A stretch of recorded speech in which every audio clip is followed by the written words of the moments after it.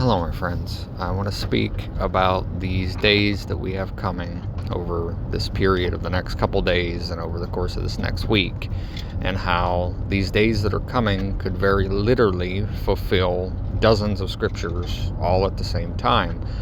Things that people, Christians specifically, have been looking for thousands of years. We have days coming up where I could make a biblical case with applying some understanding and insight that comes from the Lord Jesus, how he told us to apply the scriptures, could fulfill many of these different scriptures. And as we approach these days, I think about back to the time where Jesus walked the earth and he was performing miracles and doing all kinds of things in the eyes of the people. And we go to Mark 9:19, where he says, "You unbelieving generation," Jesus replied, "how long shall I stay with you?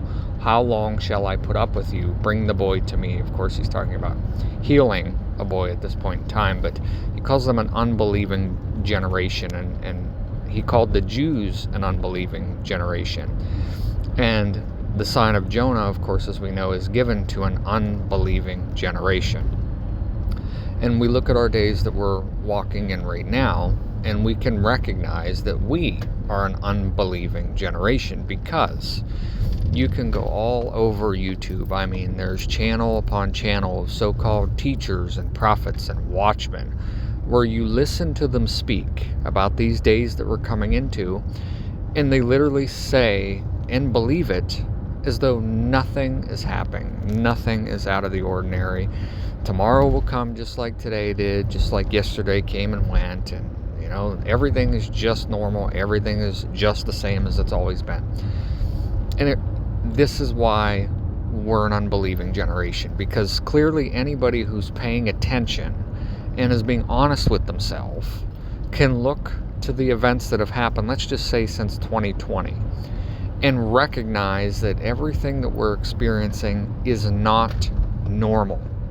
And there is a reason that we're experiencing all of these things that are not normal, because the Lord is coming. If the people won't declare it themselves, the Lord will raise up anything, everywhere, everyone, everything, to show that he's coming, including the earth itself and the signs that have been shown to it. We're an unbelieving generation because we see all of these things happening around us and still do not have the faith to say, you know what? I think he is coming. I think it might happen. Or if it doesn't, we should at least be, preparing and looking for that, because, all of these things are not normal. And that's what an unbelieving generation does. It cannot see around them what is actually taking place enough to believe that the times that we're living in are not the same as they have been. And I'm led to the rich man once more whenever I speak about the scriptures and about the apostate church. The rich man gives a great insight to this, and of course I'm speaking whenever Jesus is talking to the rich man. He's telling him that he's fulfilled the law. He's basically done what's right in the sight of God. He's good to go until Jesus says, "Follow me. Sell all your possessions and follow me." And of course the rich man walked away because he couldn't do that. And traditions, money, all of these kinds of things are what prevents somebody from following Jesus.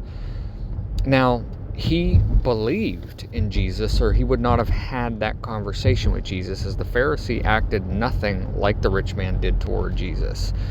The rich man came to Jesus with some sort of admiration, some sort of desiring approval. He was not dismissive of Jesus. He did not curse Jesus. So he believed in Jesus. You can make that connection. Yeah, the rich man believed in Jesus. And why also Jesus said, even the demons believe. The demons believe in Jesus. It doesn't make them a child of God. Just like the rich man believed in Jesus, but he wouldn't follow him. And what all the churches in the world have done, all these apostate denominations, they believe in Jesus, but they are unwilling to follow. Thus they become unproductive in all that they do. And they will say, you need not do anything but believe. And I agree with them. Belief in Jesus is one thing. It is what brings about our salvation. All we have to do is believe upon him. But if you want to walk with him and get to know him, which is a requisite for leaving this place before his wrath begins to pour out over it, and before Satan can tempt you and destroy you, if you want to leave this place prior to that, then you must follow Jesus, just as the apostles did. There is belief, and then there is belief and follow. They're two different things. And what the apostate ones do is they believe upon Jesus, they believe upon the name, but they know nothing of him because they refuse to throw away and to sell all that they've ever known in this world and follow him. And that is what the Great Tribulations is for, those such as that. Those who believe they have a form of godliness, but they don't know him, they deny its power. And these days that we're entering into, if there was not to be a rescue of the remnant, who's going to bring them to jealousy? Because they're the only ones that are aware of these days that we're living in and that they're not normal. They believe that a rapture's coming, but they don't understand who it's for and why they miss it, why they don't receive that prize. Who's going to arouse them to jealousy if they do not see those whom they've condemned with their own words, most of them, go up into the air to meet the Lord while they remain? Who would bring them to jealousy? So that's another case for the Lord arriving to take the remnant up out of this world, possibly over these next few days to come. And as we're entering into these days of darkness, as I've come to call them now, especially on Monday that's coming, what else do people need to see before they could say, you know what? The Lord is coming. All of these things cannot just be a coincidence. He's on his way. What else do they need to see? And that's why I say of an unbelieving generation, there's nothing they can see. Proven 2,000 years ago by the Jews. For God stood in front of them performing miracles and wonders and signs and fulfilling their scriptures, doing everything that God should have done had he have been there. And they did not believe, even seeing it with their own eyes. So what could this generation, how much more could they see that would make them believe before he shows up as a thief? Nothing. They're not going to believe. And that's the case for why there has to be a remnant which is taken from here before that tribulation comes. Because unless they see that with their own eyes, there's nothing that's going to make them see the plank that still remains in their vision. So as we approach these days, believe and have faith that what we're watching is not normal, and that there's a reason that it's not normal. And if you believe and have faith and have hope, we hope the reason that it's not normal is because the Lord is returning. Well, that would certainly be a reason why things would be all out of whack and fulfilling exactly what Jesus said the end would look like. That would be a reason for it. That's my hope. That's my faith. That's my belief. Is that not greater than someone who looks back and says, yeah, all these things are happening around us, but yeah, I don't know. I think it's just normal. We're just maybe overreacting, or maybe it's Satan doing all these things, or the government's out to get us.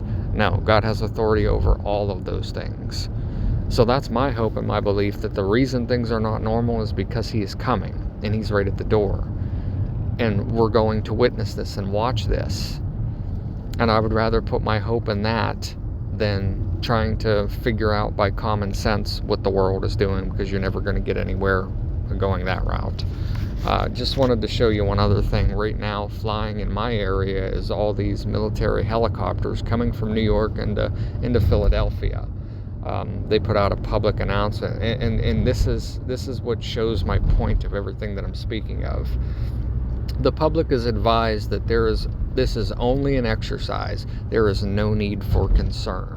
In other words, just stay sleeping. Nothing's happening around you. Everything's normal. Everything's fine. We're just moving 70 military helicopters right after the day of an earthquake and 2 days before the eclipse comes. Everything's fine. Everything's normal.